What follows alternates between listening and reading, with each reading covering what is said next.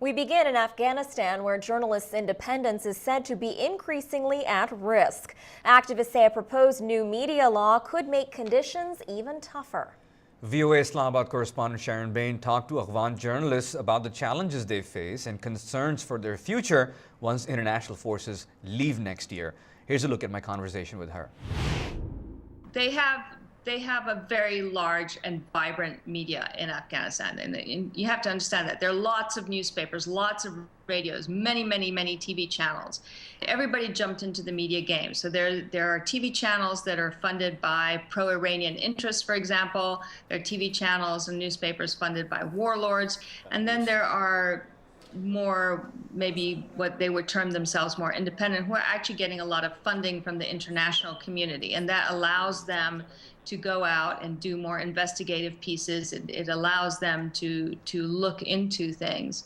And I think within all of this multiple media that's available, there is a concern there that once the international troops leave and the international community begins to get bored with Afghanistan, that the aid may drop, and then their ability to be more, investigative and independent will suffer. And there is also a concern that the government will become more and more overbearing, and this is what the activist was telling me, that the government wants to follow more the pattern of a China or of an Iran, where they can actually completely control and use censorship and throw the journalists into jail. And they have, the journalists actually do come under quite a lot of threat. I mean, I have a list right here in front of me of all the journalists who are beaten and detained and threatened and for work that they did. So there is a lot of concern there as to what's going to happen next. Earlier this year, gunmen burst into these offices of the daily Hashti Sub after the newspaper published an expose of land grabs. Editor Parviz Kawa, whose paper is partially funded with U.S. aid, says things are at a critical point. We are definitely in a fight. And in the front line of this fight is the independent media. We fight for the democracy in this country, we fight for the civil society, we fight for the human rights, we fight for many other values, internationally accepted values. So why do you think the Afghan government is making it so difficult for journalists to cover stories? Well, I think that there's a lot involved there. There's lots of different kinds of media, and less dependent, more independent than others.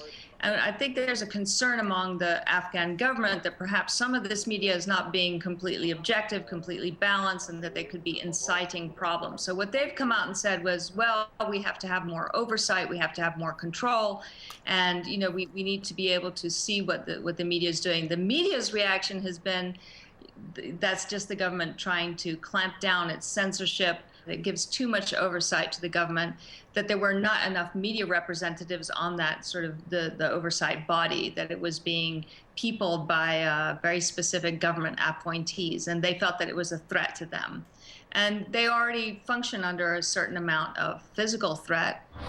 Saliha Soadat reports for Tolo News, owned by Afghan media tycoon Saad Mohseni.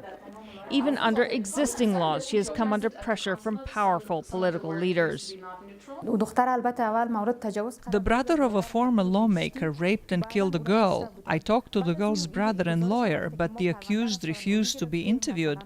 After that, I got a letter from the existing commission saying I would be questioned. Tell me something, Sharon. How difficult is it for foreign journalists like yourself to cover news in a place like Afghanistan? It has been quite challenging to cover everything in Afghanistan. Mostly when I go there, I tend to stay within Kabul. Once you start leaving Kabul, things get very dicey. Some of the roads are no longer safe. You can't really just drive out of Kabul. That's not really that safe. And even within Kabul, there's some areas which are less safe than others. So it's become more and more difficult for journalists to be able to cover things, especially international journalists, that may be happening out in the provinces.